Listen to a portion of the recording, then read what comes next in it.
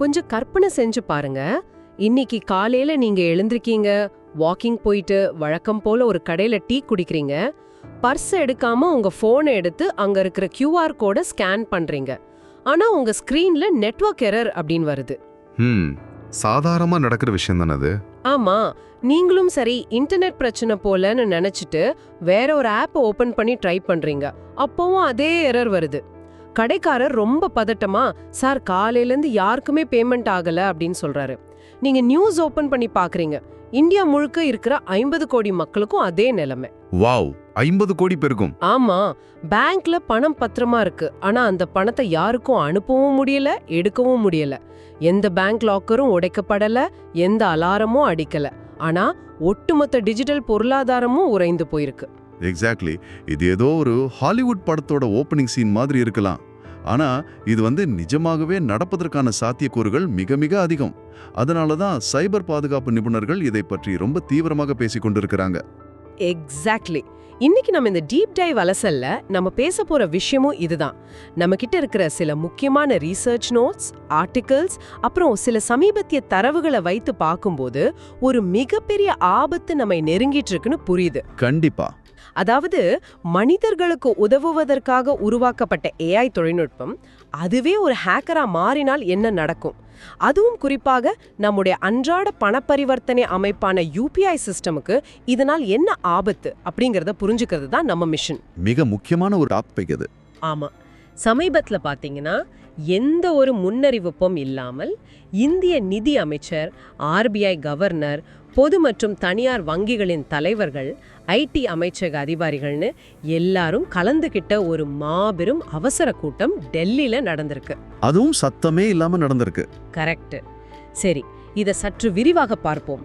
இவ்வளோ பெரிய விஐபிகள் எல்லாம் அவசரமா கூடுகிறார்கள் என்றால் திரைக்கு பின்னால் ஏதோ ஒரு மிகப்பெரிய பூகம்பம் உருவாகி கொண்டிருக்கிறது என்றுதான அர்த்தம். 100% உண்மை. அதாவது ஒரு சாதாரண சைபர் செக்யூரிட்டி பிரச்சனைனா சில IT அதிகாரிகளை வச்சு ஒரு ஜூம் கால்ல கூட முடிச்சிருப்பாங்க. ஆமா, அதுதான் வழக்கமா நடக்கும். ஆனா நிதி அமைச்சர் நேரடியாக தலையிட்டு ஒரு நாட்டின் நிதித்துறையோட ஒட்டுமொத்த தூண்களையும் ஒரே அறைக்குள் கொண்டு வராங்கன்னா அந்த அபாயத்தின் வீரியம் எவ்வளவு பெருசுன்னு நீங்க யூகிச்சுக்கலாம். இந்த அவசர கூட்டத்திற்கு காரணம் சாதாரண மனித ஹேக்கர்களோட அச்சுறுத்தல் கிடையாது. வேற என்ன பின்னு? இங்கு மிகவும் ஆச்சரியப்பட வைக்கும் விஷயம் என்னவென்றால் அமெரிக்காவைச் சேர்ந்த ஆந்த்ரோபிக் நிறுவனம் உருவாக்கியுள்ள மித்தோஸ் அப்படிங்கிற ஒரு புதிய AI மாடல் தான் இந்த ஒட்டுமொத்த பதற்றத்திற்கும் காரணம். ஒரு நிமிஷம் வெயிட் பண்ணுங்க. எனக்கு இங்க ஒரு பெரிய சந்தேகம் வருது. ஆந்த்ரோபிக் அப்படிங்கிறது உலகத்தோட முன்னணி AI கம்பெனிகள்ல ஒண்ணு இல்லையா? ஆமா, அவங்கதான். அவங்க பொறுப்பான பாதுகாப்பான AI சிஸ்டம்ஸை உருவாக்குறவங்கன்னு தானே நம்ம கேள்விப்பட்டிருக்கோம். அப்ப அவங்க உருவாக்குன இந்த மித்தோஸ் எப்படி ஒரு வில்லனா மாற முடியும்? ஒரு லெஜிட்டிமேட் கம்பெனியே ஒரு ஹேக்கிங் டூலை உருவாக்கணும். எனக்கு புரியல. இது ரொம்பவே லாஜிக்கலான ஒரு கேள்வி. சைபர் செக்யூரிட்டியில டியூவல் யூஸ் டெக்னாலஜி, அதாவது இரு பக்கமும் கருக்குள்ள கத்தி அப்படின்னு ஒரு கான்செப்ட் இருக்கு.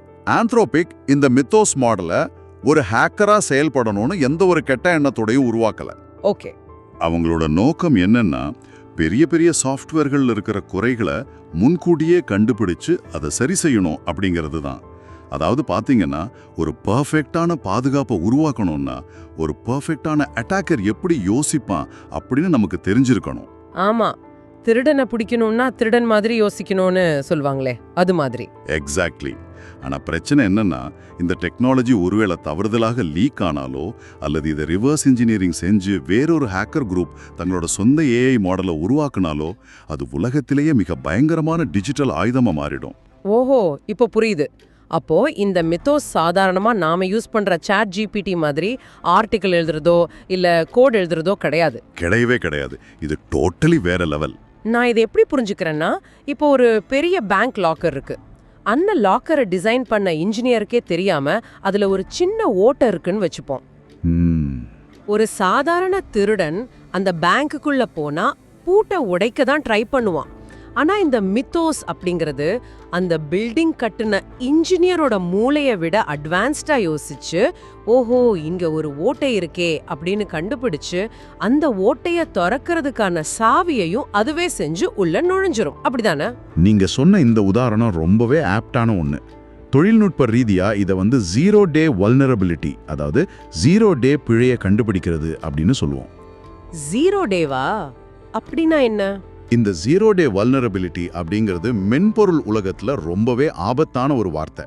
அதாவது ஒரு சாஃப்ட்வேர்ல இருக்கிற பிழை அதை உருவாக்கின மைக்ரோசாஃப்ட் அல்லது கூகுள் மாதிரியான பெரிய நிறுவனங்களுக்கே கூட தெரியாது. வாவ், அவங்களுக்கே தெரியாதா? ஆமா, அதை சரி பண்றதுக்கு அவங்களுக்கு 0 நாட்கள் தான் இருக்கும். ஏன்னா அதுக்குள்ள ஹேக்கர்ஸ் அந்த பிழையை பயன்படுத்தி உள்ள நுழைஞ்சிருவாங்க. அதுதான் ஜீரோ டே. Okay okay. இதுவரைக்கும் பாத்தீங்கன்னா மனித ஹேக்கர்கள் இப்படிப்பட்ட ஒரு பிழையை கண்டுபிடிக்க பல மாதங்கள் அல்லது பல வருடங்கள் கூட எடுத்துப்பாங்க. மில்லியன் கணக்கான லைன்ஸ் ஆஃப் கோட மேனுவலா படிச்சு பார்த்து தான் கண்டுபிடிப்பாங்க. அது ரொம்ப கஷ்டமான வேலையாச்சே. ரொம்ப கஷ்டம். ஆனா இப்போ நீங்க சொன்ன அந்த சாவி உதாரணத்துக்கு வருவோம். இந்த மித்தோஸ் வெறும் சாவியை மட்டும் கண்டுபிடிக்கல. அது அந்த பில்டிங்கோட ப்ளூ பிரிண்ட்டை சில நொடிகள்ல ஸ்கேன் பண்ணி எங்கெங்கெல்லாம் பலவீனம் இருக்குன்னு கண்டுபிடிச்சு அட்டாக் பண்றதுக்கான மொத்த வழியையும் அதுவே பிளான் பண்ணுது. இங்கதான் விஷயம் மிகவும் சுவாரஸ்யமாகிறது. ஒரு மென்பொருள்ல இருக்கிற பிழைய மனிதர்கள் கண்டுபிடிக்கிறதுக்கும் ஒரு மிஷின் கண்டுபிடிக்கிறதுக்கும் மெக்கானிசம் லெவல்ல என்ன வித்தியாசம்? அதாவது ஒரு ஏஐ சிஸ்டம்க்கு எப்படி அந்த ஹேக்கிங் புத்திசாலித்தனம் வருது, இது எப்படிதான் வேலை செய்யுதுன்னு கொஞ்சம் விளக்க முடியுமா? கண்டிப்பா. இதோட ஒர்க்கிங் மெக்கானிசம் ரொம்பவே சுவாரஸ்யமானது. இதை ஃபஸிங் அப்படின்னு ஒரு டெக்னிக் மூலியமா நாம புரிஞ்சுக்கலாம். ஃபஸிங்? ஆமா. ஒரு மனித ஹேக்கர் என்ன பண்ணுவான், அவனுக்கு தெரிஞ்ச சில ஐடியாக்களை வச்சு பேங்க் சர்வரை அட்டாக் பண்ணி பார்ப்பான். தோத்து போனா கொஞ்சம் ரெஸ்ட் எடுத்துட்டு மறுபடியும் வேற ஒரு வழியில ட்ரை பண்ணுவான். கரெக்ட். ஆனா இந்த மித்தோஸ் மாதிரி என்ன பண்ணும்னா, தானாகவே லட்சக்கணக்கான ரேண்டம் டேட்டா பாக்கெட்டுகளை உருவாக்கி பேங்க் சாஃப்ட்வேர் மேல தொடர்ந்து வீசி பார்க்கும். இதை தான் ஃபஸிங்னு சொல்லுவோம். எந்த டேட்டா பாக்கெட்டை வீசும்போது அந்த சிஸ்டம் கிராஷ் ஆகுதோ அந்த இடத்துல ஒரு பலவீனம் இருக்குன்னு அது ஈஸியா கண்டுபிடிச்சிரும். ஓஹோ. இது விண்டோஸ் ஓஎஸ், கூகுள் குரோம் ப்ரௌசர்கள், அப்புறம் முக்கியமா கோர் பேங்கிங் சாஃப்ட்வேர்களை தொடர்ச்சியாக எந்த ஒரு சோர்வு இல்லாம ஸ்கேன் பண்ணிக்கிட்டே இருக்கும். ஏங்க, ஒரு மனிதனுக்கு தூக்கம் வரும், சோர்வு வரும், ஒரு நேரத்துல ஒரு சிஸ்டத்தை மட்டும்தான் அட்டாக் பண்ண முடியும். ஆனா நீங்க சொல்றத பார்த்தா இந்த ஏஐ சிஸ்டம்க்கு அப்படி எந்த லிமிட்டும் கிடையாதே. அதுதான் மிக முக்கியமான பாயிண்ட். ஸ்பீட் அண்ட் ஸ்கேல், வேகம் மற்றும் அளவு. ஒரு மனித ஹேக்கர் ஒரு பலவீனத்தை ராத்திரி 2 மணி கண்டுபிடிக்கிறான்னு வச்சுப்போம். அவர் அடுத்த நாள் காலையில எழுந்து காஃபி எல்லாம் குடிச்சிட்டு அதுக்கான ஸ்கிரிப்டை எழுதி மதியம் தான் அட்டாக் பண்ணுவார். ஆமா, மனுஷங்க அப்படிதான் பண்ணுவாங்க. ஆனா இந்த மித்தோஸ் மாதிரி ஒரு ஏஐ ஹேக்கர் 2 மணிக்கு பிழையை கண்டுபிடிச்சா 2 மணி 1 நொடிக்கு அதுக்கான அட்டாக்கோட எழுதும். 2 மணி 2 நொடிக்கு உலகம் முழுக்க இருக்கிற அத்தனை சர்வர்களையும் ஒரே நேரத்தில் அட்டாக் பண்ணும். மை காட், செகண்ட்ஸ்ல நடக்குமா? ஆமா, ஒவ்வொரு முறையும் அது தோற்கும் போதும் ஏன் தோத்தோன்னு மிஷின் லேர்னிங் மூலமா அப்பவே கத்துக்கிட்டு அடுத்த செகண்ட் தன்னோட ஸ்ட்ராட்டஜியை மாத்தி மீண்டும் தாக்கும். இது ஒரு இடைவிடாத போர் மாதிரி. இத கேட்கும் போதே ஒரு மாதிரி ரொம்ப பயமா இருக்கு. சரி, இப்போ நம்ம மெயின் டாபிக் வருவோம். அமெரிக்கால ஆந்த்ரோபிக் ஒரு ஏஐ மாடலை உருவாக்குறாங்க. அது ரொம்ப ஃபாஸ்டா ஹேக் பண்ணுன்னு வச்சுப்போம். இதுக்கும் நம்ம இந்திய நிதியமைச்சர் அவசரமா டெல்லியில மீட்டிங் போட்டதுக்கும் என்ன சம்பந்தம்?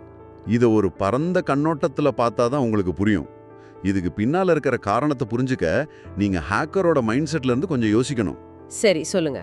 ஹேக்கர்கள் எப்பவுமே அதிகமான பணம், அதிகமான டேட்டா இருக்கிற இடத்த தான் தேடுவாங்க. இன்னைக்கு உலகத்திலேயே மிகப்பெரிய டிஜிட்டல் டேட்டா மற்றும் பண பரிவர்த்தனை எங்க நடக்குதுன்னு நினைக்கிறீங்க? இந்தியாவுல தான். கரெக்ட். நம்ம கிட்ட 50 கோடிக்கும் அதிகமான யூபிஐ பயனர்கள் இருக்காங்க. ஒவ்வொரு மாசமும் 2100 கோடிக்கும் மேலான பரிவர்த்தனைகள் யூபிஐ மூலமா நடக்குது. 2100 கோடியா? ஒரு மாசத்துக்கா?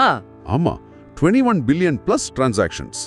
ஒரு சின்ன ரோட்டோர தேநீர் கடையில இருந்து அம்பானி, அதானி வரைக்கும் எல்லாரும் இன்னைக்கு யூபிஐ சிஸ்டம்க்கு மாறிட்டோம். இது நம்மளோட மிகப்பெரிய பலம். ஆனா ஒரு சைபர் அட்டாக்கர் கண்ணோட்டத்துல பார்த்தா இது உலகத்திலேயே மிகப்பெரிய ஹை வேல்யூ டார்கெட்.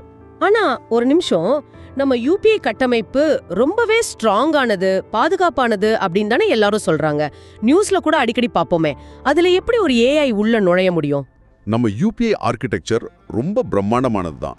மையத்துல என்பிசிஐ, அதாவது National Payments Corporation of India இருக்கு. ஆனா இது தனியா செயல்படல. ஆமா, நிறைய பேங்க்ஸ் இருக்கு. இதோட ஆயிரக்கணக்கான வங்கிகள், கூகுள் பே, போன்பே மாதிரியான தேர்ட் பார்ட்டி ஆப்ஸ் எல்லாமே ஏபிஐ மூலமா கனெக்ட் ஆயிருக்கு. இது ஒரு மாபெரும் நெட்வொர்க். இந்த நெட்வொர்க்ல இருக்கிற பிரச்சனை என்னன்னா, எல்லா வங்கிகளுக்கும் ஒரே மாதிரியான பாதுகாப்பு இருக்காது. ஓகே, எல்லா பேங்க்கும் ஒரே மாதிரி செக்யூரிட்டி மெயின்டைன் பண்ண மாட்டாங்களா? பண்ண முடியாது. ஏன்னா இந்தியாவின் ஏதோ ஒரு மூலையில இருக்கிற ஒரு சிறிய கூட்டுறவு வங்கியோட சர்வர்ல பாதுகாப்பு கொஞ்சம் கம்மியா இருக்கலாம். ஒரு மனித ஹேக்கர் இதை கண்டுபிடிக்க வருஷக்கணக்காகும். ஓகே.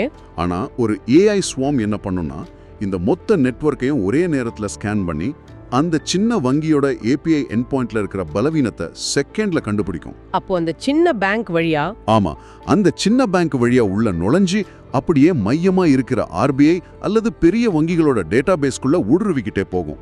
இதுக்கு பேர் தான் லேட்ரல் மூவ்மெண்ட்னு சொல்லுவாங்க. மை காட், அப்போ ஒரு சின்ன ஓட்டு கிடைச்சா போதும் மொத்த இந்திய பொருளாதாரத்தோட ரத்த ஓட்டத்தையும் அதால நிறுத்த முடியும்னு சொல்றீங்க. ஆமா. சமீபத்துல நான் ஒரு ரிப்போர்ட் படிச்சேன், எனக்கே ரொம்ப ஷாக்கிங்கா இருந்துச்சு. இந்தியாவுல மட்டும் சமீப காலத்துல 26 கோடி, அதாவது 2060 மில்லியன் சைபர் அட்டாக் முயற்சிகள் நடந்திருக்குன்னு அந்த ரிப்போர்ட் சொல்லுது. 26 கோடிங்கிறது சாதாரண நம்பர் இல்ல. கண்டிப்பா இல்ல. இதுவரைக்கும் இது ஏதோ சின்ன சின்ன ஹேக்கர்ஸ் பண்ற வேலைன்னு நினைச்சிட்டு இருந்தோம். ஆனா இதுக்கு பதிலா ஒரு அதிபுத்திசாலி ஏஐ இந்த அட்டாக்ல இறங்குனா, இதற்கெல்லாம் என்ன அர்த்தம்? நம்ம நிலைமை என்ன ஆகும்? நீங்க முன்னாடி இன்ட்ரோல சொன்னீங்க இல்லையா, ஒரு நாள் காலையில எந்திரிச்சு பார்க்கும்போது யாருக்குமே பேமெண்ட் ஆகலைன்னா என்ன ஆகும்னு. அதுதான் நடக்கும். எல்லாமே முடங்கிடுமா? கோடிக்கணக்கான பரிவர்த்தனைகள் முடங்கும், மருத்துவமனைகள்ல பேமெண்ட் பண்ண முடியாது, சரக்கு போக்குவரத்து நிற்கும், சப்ளை செயின் மொத்தமா உடையும். ஒரு நாட்டை அழிக்கிறதுக்கு இனிமேல் அணுகுண்டெல்லாம் தேவையில்லை. அவங்களோட ஃபினான்ஷியல் சிஸ்டத்தை ஒரே ஒரு நாள் முடக்கினா போதும். அதுவே ஒரு பெரிய பேரழிவா மாறிடும். கரெக்ட். அதனாலதான் இது ஒரு சாதாரண ஐடி மீட்டிங்கா இல்லாம நிதி அமைச்சர் தலைமையில இவ்ளோ பெரிய அவசர கூட்டமா நடந்திருக்கு. அவங்களுக்கு இந்த ஆபத்து நல்லாவே தெரிஞ்சிருக்கு. ஆபத்தோட வீரியம் இப்போ ரொம்ப தெளிவா புரியுது. சரி, அட்டாக் எப்படி வரும்னு தெரிஞ்சிருச்சு. இப்போ இதிலிருந்து தப்பிக்க நம்ம அரசாங்கமும் ஆர்பிஐ தரப்புல என்ன பிளான் பண்றாங்க?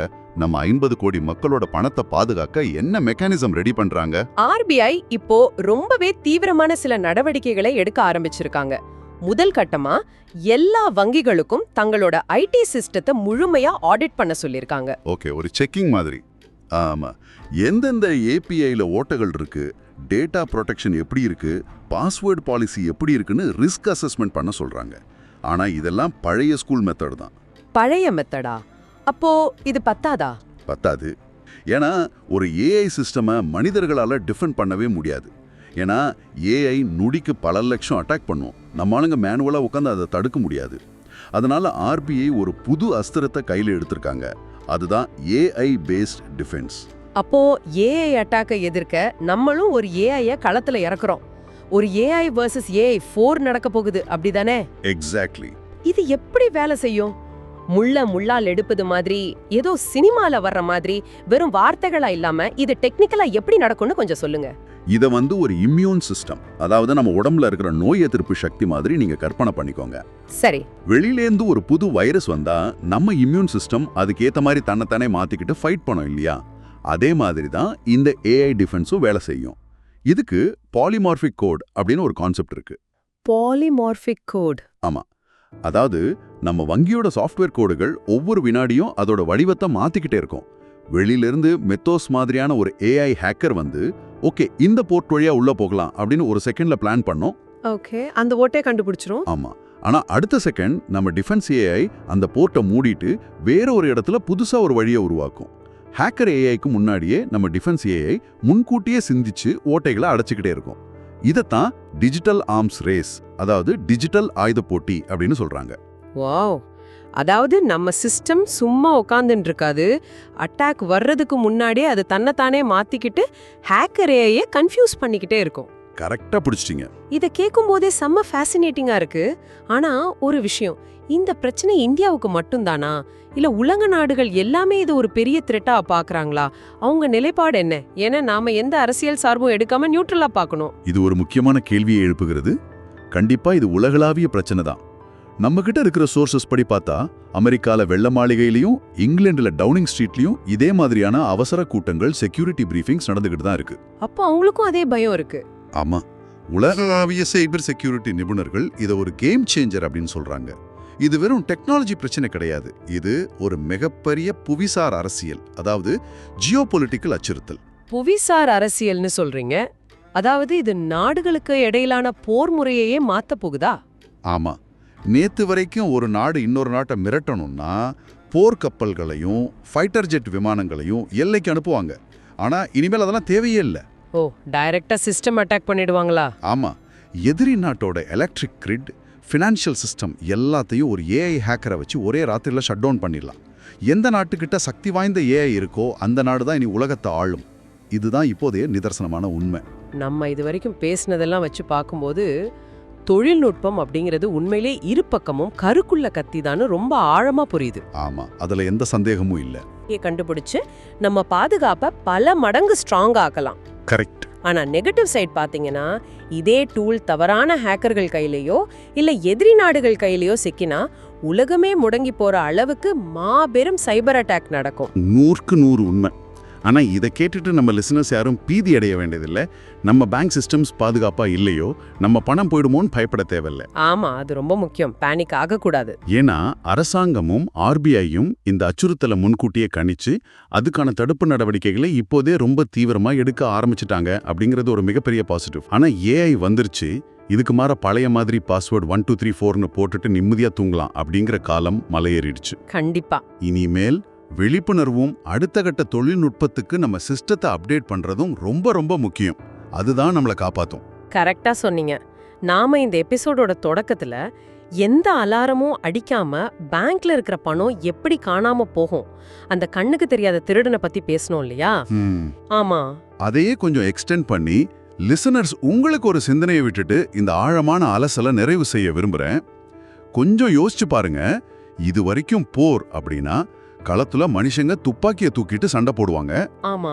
ஆனா மனிதர்களே இல்லாம, அவங்களோட எந்த இன்ஸ்ட்ரக்ஷனும் இல்லாம மிஷின்களே சுயமாக பிழைகளை கண்டறிந்து தாங்களாகவே வியூகங்களை அமைத்து தாக்குதல் நடத்தும் திறன் பெற்றால் எதிர்கால போர்கள் எல்லைகளில் நடக்காது, ரத்தமும் சிந்தாது. கண்டிப்பா நடக்காது.